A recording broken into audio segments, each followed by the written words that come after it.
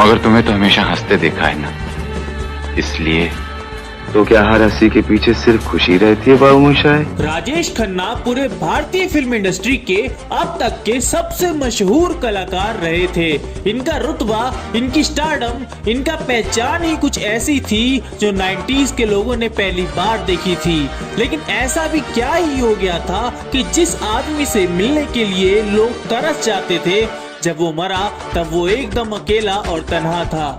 यहाँ तक कि उसकी धर्म पत्नी ने भी उन्हें उनके हाल पर छोड़ दिया था। सन 1966 में एक मूवी आई थी जिसका नाम था आखिरी खत। ये वही मूवी थी जिससे एक लेजेंड जनता के सामने आने वाला था और राजेश खन्ना की पहली मूवी ही ऑस्कर एंट्री के लिए सेलेक्ट हो गई थी।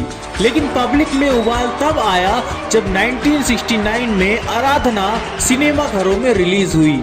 इसने ऐसा धमाल मचाया कि अगले दिन से ही राजेश काका के घर के बाहर डायरेक्टर्स, प्रोड्यूसर्स की लाइन लगने लगी।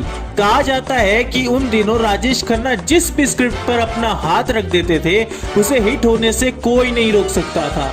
लड़कियां इतनी पागल हो गई थी कि काका की तस्वीर से शादी कर ले रही थी, खून से खत लिख देती थी। उन दिनों ही सुपरस्टार जैसा शब्द अस्तित्व में आया था और राजेश खन्ना जैसा सुपरस्टार आज तक कोई नहीं बन पाया।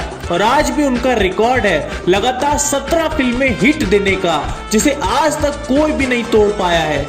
दौलत और शोहरत उनके कदमों में थी, लेकिन वो कहते हैं ना कि समय हमेशा एक सा नहीं होता। जिस दिन तुम अपने आप को समय से ऊपर समझने लगे, उस दिन से समय तुम्हें तुम्हारी जगह पहुंचाने में लग जाती है। कुछ यही हुआ राजेश खन्ना के साथ। गुरूर इतना बढ़ गया था कि अपनी मनमर्जी चलाने लगे थे, सेट पर लेट आते थे, अपनी मर्जी से काम करते थे, डायरेक्टर्स की कभी सुनते नहीं थे। उनके बोलने का तरीका भी अब बदल चुका था। अब उसमें अहंकार की बू आने लगी थी।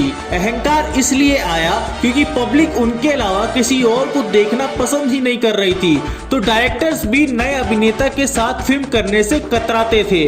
उन दिनों काम के प्रति लापरवाह काका के ठीक उलट एक ऐसा नौजवान भी था जो पूरी निष्ठा और लगन से अपना काम कर रहा था। जी हाँ, वो और कोई नहीं, अमिताभ बच्चन थे। किसी को नहीं पता था कि पासा पलटने वाला है। जिस फिल्म को राजेश खन्ना ने ठुकरा दिया था, उसे अमिताभ बच्चन ने खुले हाथों से अपना लिया और वो जंजीर ही थी जिसने बच्चन को एंग्री यंग मैन के नाम से मशहूर कर दिया था।